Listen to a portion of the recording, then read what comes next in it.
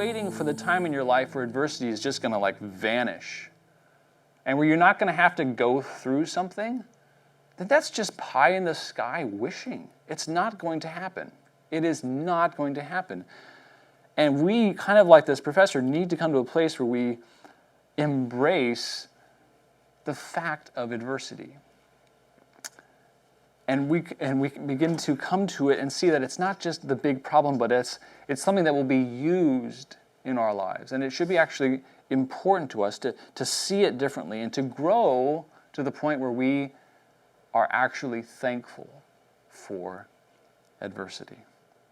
Now, adversity is, I would say, one of the main thrusts of growth in the life of a believer, in the life of a Christian. I don't think it's the only one, by any means, but I think it is a main one. And I'm going to survey kind of just a few verses in the biblical record about exactly what it says about adversity and growth. First, of course, the verse I started the study with, which is Romans 5:3. And not only this, but we also exalt in tribulations, knowing that tribulation brings about perseverance. So that's the first thing, is that what it does is it helps grow us in patience and endurance. Does anybody here need to be a little bit more patient? Does anybody here need to have a little bit more endurance, or a lot more endurance? This life, as short as it is, has really long times and seasons. I like how a friend of mine said about this stage of parenting. They said, the days are long and the years are short. And I thought, that's the truth. Like, you just get through the day and all of a sudden there's a birthday party and they're a year older, or they're a foot taller, or whatever. And the fingernails have to be cut again. That's what I spent my last night doing. So that's the first thing. That scripture tells us that through tribulation, we grow in patience and endurance. And the second one is from 2 Corinthians chapter 1, verse 4.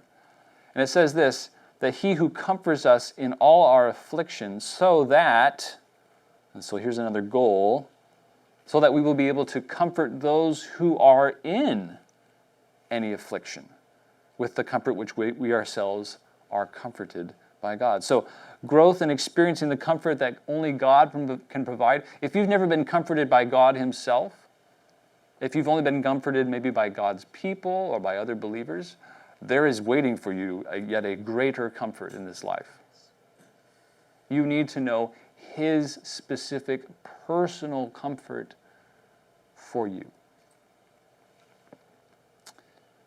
Because humans can only do so much. Let's just put that out there. We can only do so much.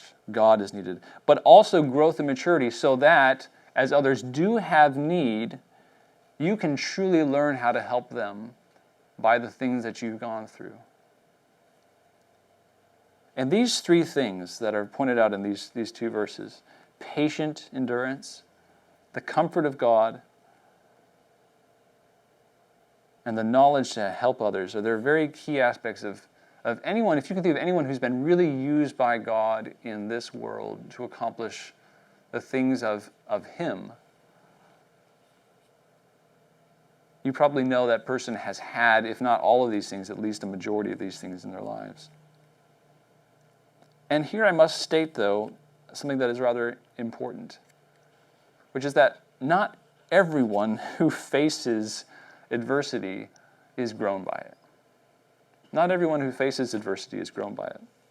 In fact, many people are actually done in by it. They are defeated. They are worn out. It's too much for them. It wears them down. No, it's just a select few that are grown and matured by it, and there's a reason why. And the reason is this, is that most people simply don't see adversity with the right perspective. If you're stuck inside of your own mind and your own thinking, your own feelings all the time, you're not ever going to see adversity as a good thing. It will always be in the negative category of your life. Oh, I have to go through that again, negative. I have to deal with this person again, negative. I have to make dinner again, I have to go to work again, negative. Every single thing that requires any kind of step up for you, you're going to put it in the negative box. That's not right. That's not a biblical way to think through the things in your life. It's not. It's atheistic. Adversity will either cause your perspective to become shallow and you will have what is known as a victim mentality, where you'll say things like, my life is hard, and self-pity will be the bread that you eat. And you'll always be talking about the trial that you're in. And poor me.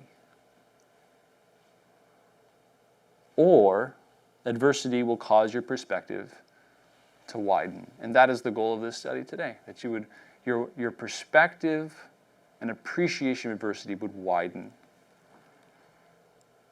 And to see it in the terms of what God is doing through you. No adversity that happens to you is some kind of happenstance. None of it is by accident.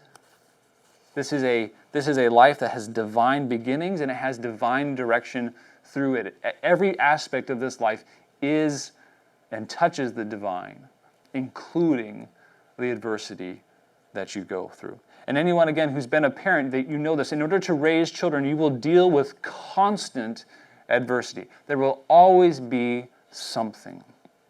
And either you will grow with it and you will mature in your response and your perspective, thus what is known as becoming a good parent, or you will give in, you will be worn down of it, all depending again on your perspective of adversity. Some parents just give up. I admit I've had days where I'm like, kind of done, because it asks of me more than I can give. And you'll see adversity can shape you for good. But depending on your perspective will determine what it actually does in your life, and it will determine how you respond to it. And I want you to all personally consider these things deeply in your life. Just ask yourself the question, how do I respond to adversity?